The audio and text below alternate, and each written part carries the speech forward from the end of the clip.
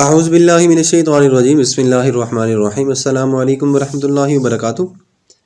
محترم سامعین، کیسے ہیں آپ سب؟ امید کرتے ہیں کہ آپ سب اللہ تعالیٰ کے فضل و کرم سے ٹھیک ٹھاک اور خوش ہوں گے۔ ترجمہ کلاس میں آپ سب کو خوش آمدید کہتے ہیں، اور آج کی کلاس میں ہم بات کریں گے آیت نمبر 229 سے لے کر 230 تک۔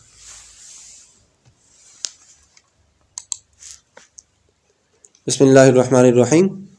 الطلاق، طلاق مرتان، دو مرتبہ ہے، دو بار ہے۔ فَإِمْسَاكُمْ بِمَعْرُوفٍ، فَإِمْسَاكُمْ پس روک رکھنا ہے، بِمَعْرُوفٍ دستور کے مطابق، او تسریحٌ بِإِحْسان یا نکال دینا ہے اچھے طریقے کے ساتھ۔ طلاق دو مرتبہ ہے، یا تو روک لیں اچھے طریقے کے ساتھ یا نکال دیں اچھے طریقے کے ساتھ۔ وَلَا يَحِلُّ لَكُمْ اور نہیں حلال تمہارے لیے، أَن تَأْخُذُوا یہ کہ تم بھی کچھ لو، مما ان سے، آتیتموہن شیئا جو تم نے انہیں دیا کچھ بھی، جو تم نے عورتوں کو دیا حق مہر میں، وہ کچھ بھی تم ان سے لو، یہ تمہارے لیے حلال نہیں ہے۔ الا مگر، ان یخافا یہ کہ وہ ڈریں، اللہ یقیما حدود اللہ کہ وہ اللہ کی حدود کو قائم نہیں رکھ سکیں گے، کہ وہ اللہ کی حدود کو قائم نہیں رکھ سکیں گے۔ فَإِنْ خِفْتُمْ پس اگر تمہیں ڈر ہو، اللہ یقیم حدود اللہ کہ تم اللہ کی حدود کو قائم نہیں رکھ سکو گے، فلا جناح علیہما تو کوئی گناہ نہیں ان دونوں پر، فی مفتدت بھی تو کوئی گناہ نہیں ان دونوں پر، کہ جو عورت نے بدل دیا اس کے ساتھ، جو بدل دے یا بدلہ دے عورت اس کے ساتھ، تو ان دونوں پر کوئی گناہ نہیں۔ تلک حدود اللہ یہ اللہ کی حدود ہیں، فلا تعتدوها تو ان سے آگے مت بڑھو، ومن یتعد حدود اللہ اور جو بڑھے آگے اللہ کی حدود سے، فاولئک هم الظالمون تو وہی لوگ ظالم ہیں، وہی لوگ ظالم ہیں۔ فإن طلقها پس اگر تم طلاق دے دو، فلا تحل له من بعد تو نہیں حلال ان کے لیے، من بعد اس کے بعد، حتی تنکح زوجا غیرہ حتیٰ کہ وہ کسی دوسرے شخص سے نکاح نہ کر لے، پہلے شوہر پر وہ حلال نہیں ہوگی۔ فَإِن طَلَّقَهَا پس اگر تم طلاق دے دو انہیں، فَلَا جُنَاحَ عَلَيْهِمَا تو نہیں کوئی گناہ ان دونوں پر، أَن يَتَرَاجَعَا کہ وہ دونوں رجوع کر لیں، لوٹا دیں، رجوع کر لیں، ان ظنّا اگر وہ گمان کریں، أَن يُقِيمَا حُدُودَ اللَّهِ کہ وہ اللہ کی حدود کو قائم رکھ سکیں گے۔ وَتِلْكَ حُدُودُ اللَّهِ يُبَيِّنُهَا لِقَوْمٍ يَعْلَمُونَ اور یہ اللہ کی حدود ہیں جو کہ اللہ نے بیان کر دی ہیں ان لوگوں کے لیے جو کہ جانتے ہیں، جو کہ جانتے ہیں۔ محترم سامعین، ان آیات مبارکہ میں آپ نے پڑھا طلاق کے بارے میں۔ امام اہل اللغت فرماتے ہیں کہ طلاق کا معنی یہ ہے کہ اباب میں یہ بات جو ہے وہ لکھی ہوئی ہے کہ طلاق کو ہم دو طرح کے معنوں میں استعمال کر سکتے ہیں۔ ایک تو یہ کہ نکاح کی گرہ کو کھول دینا، یا دوسرا ترک کر دینا، چھوڑ دینا۔ لسان العرب میں ہے کہ جیسے عثمان اور زید کی حدیث ہے کہ طلاق کا جو تعلق ہوتا ہے وہ مردوں سے ہوتا ہے، اور عدت کا جو تعلق ہوتا ہے وہ عورتوں کے ساتھ ہوتا ہے۔ تاج العروس۔ اسی طرح طلاق کا اصطلاحی معنی علامہ ابن نجیم جو ہے وہ طلاق کا فقہی معنی بیان کرتے ہوئے لکھتے ہیں، الفاظ مخصوصہ کے ساتھ فی الفور یا ازروِ معال نکاح کی قید کو اٹھا دینا۔ الفاظ مخصوصہ سے مراد وہ الفاظ ہیں جو مادہ طلاق پر صراحتاً یا کنایتاً مشتمل ہو، اس میں خلا بھی شامل ہے۔ طلاق کی جو ہے وہ شروع میں اگر ہم بات کریں تو ابتدائی طور پر 3 اقسام ہیں۔ ویڈیو تھوڑی سی بڑی ہو جائے گی، لیکن اگر آپ نے یہ مکمل دیکھ لی تو آپ کو طلاق کے حوالے سے انشاءاللہ کوئی بھی مسئلہ درپیش نہیں ہوگا، اور اگر کوئی مسئلہ ایسا درپیش ہوتا ہے تو آپ کو ان تمام مسائل کا جواب آج کی ویڈیو میں ضرور مل جائے گا۔ نمبر 1، طلاق احسن، جن ایام میں عورت جو ہے وہ حیض سے پاک ہو، ان ایام میں بیوی سے مقاربت بھی نہ کی ہو، ان ایام میں ایک طلاق دی جائے۔ اس میں دوران عدت مرد کو رجوع کا حق رہتا ہے، اور عدت گزرنے کے بعد عورت بائنہ ہو جاتی ہے اور فریقین کی باہمی رضامندی سے دوبارہ نکاح ہو سکتا ہے۔ نمبر 2، طلاق حسن، جن ایام میں عورت پاک ہو اور مقاربت بھی نہ کی ہو، ان ایام میں ایک طلاق دی جائے، اور جب ایک حیض گزر جائے تو بغیر مقاربت کے دوسری طلاق دی جائے، پھر جب دوسری بار حیض گزر جائے تو بغیر مقاربت کے تیسری طلاق دی جائے۔ اس کے بعد جب تیسری بار بھی یہ حیض گزر جائے تو عورت مغلظہ ہو جائے گی اور اب شرعی حلالہ کے بغیر اس سے دوبارہ نکاح نہیں ہو سکتا۔ طلاق بدعت یا طلاق بدعی، اس کی 3 صورتیں۔ نمبر 1، ایک مجلس میں 3 طلاقیں دفعتاً دی جائیں، خواہ ایک کلمے سے، مثلا میں نے تم کو 3 طلاقیں دیں، یا کلمات متعدد سے، مطلب یہ کہ میں تم کو طلاق طلاق طلاق کئی مرتبہ کہہ دیتا ہوں۔ نمبر 2، دوسری صورت اس میں یہ ہو سکتی ہے کہ عورت کے حیض کے ایام میں اس کو 1 طلاق دی جائے، اس طلاق سے رجوع کرنا واجب ہے اور یہ طلاق شمار کی جاتی ہے۔ نمبر 3، جن ایام میں عورت سے مقاربت کی ہو ان ایام میں عورت کو 1 طلاق دی جائے گی۔ طلاق بدعی کسی صورت میں بھی ہو اس کا دینے والا گنہگار ہوتا ہے، دول مختار۔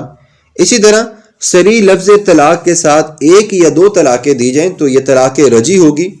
اور اگر صریح لفظ طلاق نہ ہو، کنایہ سے طلاق دی جائے تو یہ طلاق بائن ہوگی۔ مثلا طلاق کی نیت سے یہ کہا کہ تم میری ماں کی مثل ہے، طلاق رجعی میں دوبارہ رجوع کیا جا سکتا ہے لیکن پچھلی طلاقیں شمار کی جائیں گی۔ اگر پہلے 2 طلاقیں دیں تو پھر رجوع کے بعد صرف 1 طلاق کا وہ مالک رہ جائے گا، اسے 1 طلاق کا اور حق رہے گا۔ طلاق بائن اگر ہو جائے تو فی الفور نکاح ختم ہو جائے گا،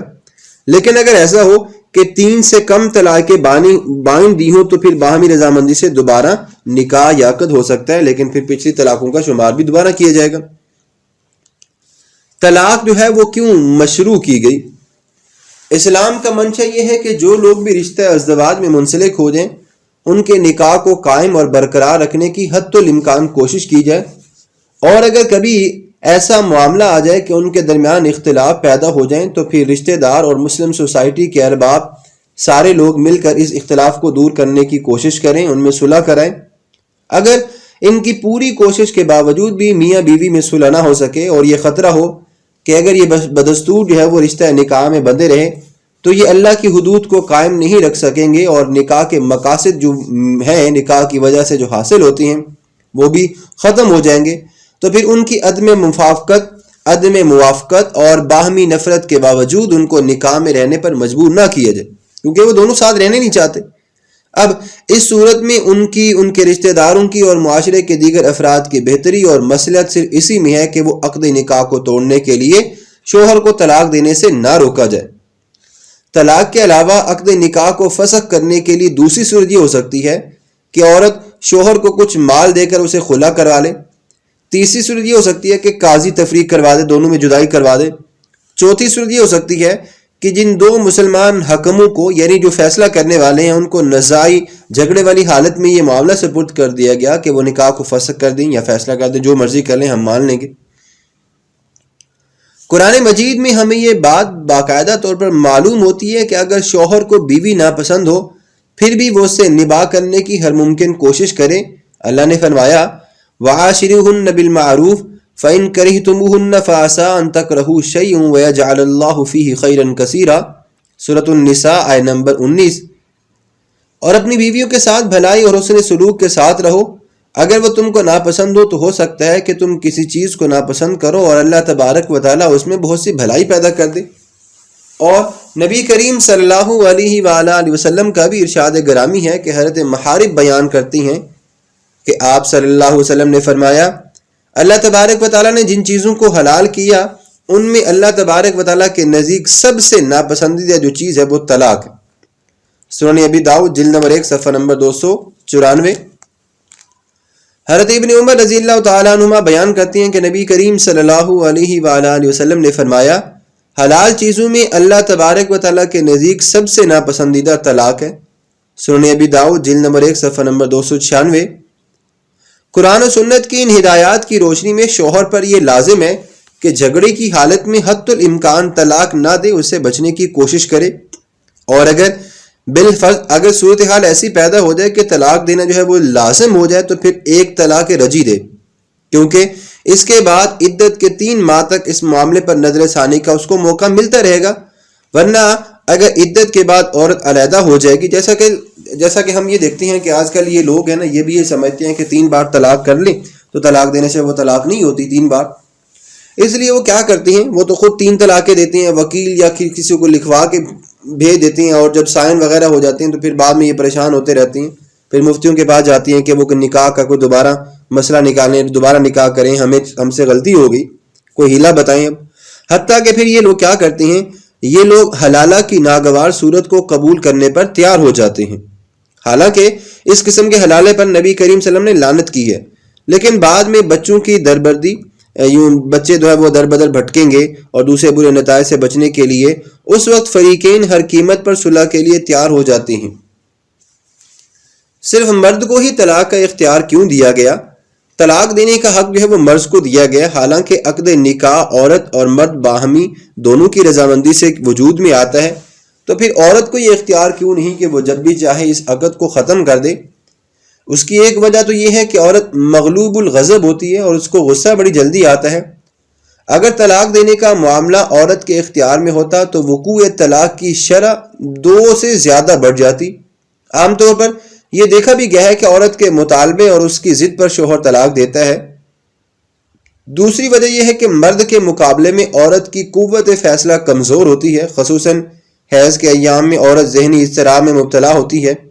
اور ان ایام میں اس کا ذہن منتشر اور مزاج جو ہے وہ چڑچڑا ہو جاتا ہے۔ اس لیے اگر طلاق دینے کا معاملہ عورت کے سپرد کیا جاتا تو شرح طلاق زیادہ ہو جاتی اور اکثر ہنستے بستے گھر ویران ہو جاتے۔ تیسری وجہ یہ بھی ہے کہ عورتیں ناقص العقل ہوتی ہیں، جیسا کہ صحیح بخاری، صحیح مسلم، جامع ترمذی، سنن ابن ماجہ، ابو داؤد، مسند امام احمد بن حنبل اور مستدرک امام حاکم میں اس کی تصریح جو ہے وہ موجود ہے۔ طلاق کا معاملہ مرد کو دینے کی چوتھی وجہ یہ ہے کہ چونکہ مرد اپنا مال خرچ کر کے حقوق زوجیت حاصل کرتا ہے، اس لیے ان حقوق سے دستکش ہونے کا اختیار بھی اسی کو دیا گیا ہے، اور ظاہر ہے جو شخص اپنا روپیہ خرچ کر کے کوئی چیز حاصل کرتا ہے تو وہ اس چیز کو آخری حد تک رکھنے کی کوشش بھی کرتا ہے، وہ صرف اس وقت اس چیز کو چھوڑتا ہے جب اس کو چھوڑنے کے سوا اور کوئی چارہ کار باقی نہیں رہتا۔ اس کے برخلاف حقوق زوجیت کو قائم کرنے میں عورت کو کوئی محنت کرنی پڑتی ہے، نہ پیسہ خرچ کرنا پڑتا ہے۔ اس لیے اگر طلاق کی باغ دوڑ عورت کے ہاتھ میں دے دی جاتی تو عورت کو طلاق واقع کرنے میں اس قدر سوچ و بچار اور تامل کی ضرورت ہی نہ ہوتی۔ اس کے علاوہ یہ بھی بات ہے کہ عدل و انصاف کے یہ خلاف ہوتا۔ طلاق میں عورت کی رضامندی کا اعتبار پھر کیوں نہیں ہے؟ یہ بات ٹھیک ہے کہ بعض اوقات عورت طلاق لینا نہیں چاہتی اور وہ اپنے اور اپنے بچوں کے مستقبل کی خاطر وہ اپنے شوہر کے نکاح میں ہی رہنا چاہتی ہے، لیکن مرد جو ہے وہ بد مزاج اور ظالم ہوتا ہے اور عورت کی مرضی کے خلاف وہ اس کو طلاق دیتا ہے۔ ایسی صورت میں بعض عورتیں یہ کہتی ہیں کہ جب نکاح کے عقد میں اس کی مرضی کا عمل دخل ہے تو طلاق میں اس کی رضامندی کا عمل دخل کیوں نہیں ہے، اور اس کی مرضی کے بغیر طلاق کیوں مؤثر قرار دی جاتی ہے؟ تو اس کا جواب یہ ہے کہ کسی عقد کو بھی قائم رکھنے کے لیے فریقین کی رضامندی ضروری ہوتی ہے، مثلا وکالت، اجارت، مزاربت وغیرہ، لیکن عقد کو فسخ کرنے کے لیے دونوں فریقوں کی رضامندی ضروری نہیں ہوتی۔ کوئی ایک فریق بھی دوسرے کی مرضی کے خلاف عقد کو توڑ سکتا ہے۔ اس لیے اگر کوئی شخص کسی عورت کو اپنے نکاح میں رکھنے پر آمادہ نہ ہو اور اس کے ساتھ عمل زوجیت پر بھی تیار نہ ہو تو اس سے بزور یہ عمل نہیں کرایا جا سکتا۔ نہ یہ کہا جا سکتا ہے کہ تم خامخواہی اس عورت کو اپنے نکاح میں رکھو اور اس کو خرچ دیتے رہو، چونکہ ازدواجی زندگی کی گاڑی میں اہم کردار جو ہے وہ مرد ادا کرتا ہے، کیونکہ عمل زوجیت اور نفقہ کی ادائیگی میں مرد فاعل ہوتا ہے اور عورت اس کے فعل کی محمل ہوتی ہے یا منفعل ہوتی ہے۔ اس لیے عقد نکاح کو قائم رکھنے یا اس کو فسخ کرنے کا اختیار بھی مرد کو دیا گیا ہے۔ اگلی آیت مبارکہ میں اللہ تبارک و تعالیٰ نے یہ ارشاد فرمایا کہ طلاق کا حق جو اختیار ہے وہ تو مرد کے پاس ہے، ٹھیک ہے۔ طلاق کو مرد کے اختیار میں دینے کا ہرگز یہ مطلب نہیں کہ وقوع طلاق میں عورت کا بالکل بھی عمل دخل نہیں ہے۔ عورت کو بھی خلا کا اختیار دیا گیا ہے۔ اگر عورت کو مرد کی جو ہے وہ شکل و صورت ناپسند ہو یا کسی اور طبی نامناسبت کی وجہ سے وہ مرد کو ناپسند کرتی ہو تو وہ اپنا حق مہر چھوڑ کر یا باقی سارا کچھ جو اس نے شوہر سے لیا وہ شوہر کو دے کے طلاق کا مطالبہ یا خلا کا مطالبہ کر سکتی ہے۔ جیسا کہ تفسیر ظلال القرآن میں سید محمد قطب شہید رحمۃ اللہ علیہ لکھتے ہیں کہ امام بخاری اپنی سند کے ساتھ حضرت ابن عباس رضی اللہ تعالیٰ عنہما سے روایت کرتے ہیں کہ ثابت بن قیس بن شماس کی بیوی نبی کریم صلی اللہ علیہ وسلم کے پاس گئیں اور عرض کیا، یا رسول اللہ صلی اللہ علیہ وسلم، میں ثابت کے خلق اور اس کے دین کے بارے میں کوئی حرف گیری نہیں کرتی، لیکن میں اسلام کے بعد کفر، ناشکری یا شوہر کے حقوق کو ادا کرنا کو ناپسند کرتی ہوں۔ رسول اللہ صلی اللہ علیہ وسلم نے فرمایا کیا تم اس کا باغ واپس کر دو گی؟ ثابت نے ان کو حق مہر میں یہ باغ دیا تھا تو انہوں نے کہا کہ ہاں۔ رسول اللہ صلی اللہ علیہ وسلم نے ثابت سے فرمایا کہ باغ لے لو اور اس کو طلاق دے دو۔ تفسیر فی ظلال القرآن جلد نمبر 2 صفحہ نمبر 199۔ اب دیکھیں اس حدیث کی روشنی میں یہ بتایا گیا کہ جب کسی عورت کو کسی طبی ناہمواری کی وجہ سے شوہر ناپسند ہو اور یہ نفرت اس قدر بڑھ جائے کہ وہ اس نفرت کی وجہ سے شوہر کے حقوق بھی ادا نہ کر سکے تو پھر وہ قاضی اسلام سے رجوع کرے اور قاضی حق مہر واپس کر کے شوہر سے طلاق دلوا سکتا ہے۔ یہاں تک کہ قاضی جو ہے وہ شوہر سے طلاق دلوائے گا، از خود نکاح نہیں فسخ کر سکتا، وہ بھی اسی کو کہے گا، پھر مرد کی رضامندی ہوگی تب جا کے یہ طلاق ہوگی یا خلا کا معاملہ ہوگا۔ بہرحال اللہ تبارک و تعالیٰ نے پھر بھی یہی فرمایا کہ طلاق جو ہے وہ 2 مرتبہ ہیں، جیسا کہ حضرت عائشہ صدیقہ رضی اللہ تعالیٰ عنہ کے پاس ایک عورت نے آ کر شکایت کی کہ اس کا شوہر اس کو بار بار طلاق دیتا ہے پھر رجوع کر لیتا ہے جس کی وجہ سے اس کو ضرر ہوتا ہے۔ تو اس موقع پر اللہ تبارک و تعالیٰ نے یہ آیت مبارکہ نازل فرمائی کہ طلاق جو ہے وہ 2 مرتبہ ہی ہے۔ اس کے علاوہ اور بھی بے شمار ایسے مسائل ہیں جو کہ طلاق کے حوالے سے ہیں، لیکن ہم اپنی ویڈیو کا مزید جو ہے وہ اس کو آگے نہیں لے کے چلتے، یہیں بھی اختتام کرتے ہیں۔ بیک وقت میں 3 طلاقوں کے بارے میں مختلف علماء جو ہے وہ کیا کہتے ہیں، اور نبی کریم صلی اللہ علیہ وسلم اور آپ کے بعد جو اصحاب آئے تھے ان کے دور میں طلاقوں کے بارے میں کیا اختیارات ہیں۔ انشاءاللہ جب کبھی پھر ٹائم ملا تو اس کے اوپر ایک الگ سے ویڈیو بنا دیں گے، اور اگر پھر آپ کو کوئی مسئلہ درپیش آ رہا ہے تو ضرور ہم سے پوچھیے گا۔ ہم اللہ تبارک و تعالیٰ کی بارگاہ میں دعا گو ہیں کہ اے اللہ اس کلام مجید اور ان آیات مبارکہ کے ثواب کی وجہ سے بالخصوص میری والدہ کی مغفرت فرمائے، انہیں جنت الفردوس میں اعلیٰ مقام عطا فرمائے، ان کے تمام درجات کو بلند فرمائے، انہیں جنت الفردوس میں اعلیٰ مقام عطا فرمائے، انہیں اپنی جوار رحمت میں جگہ نصیب فرمائے، قبر کے تمام مراحل کو ان کے لیے آسان فرمائے، آمین۔ وما علینا الا البلاغ المبین۔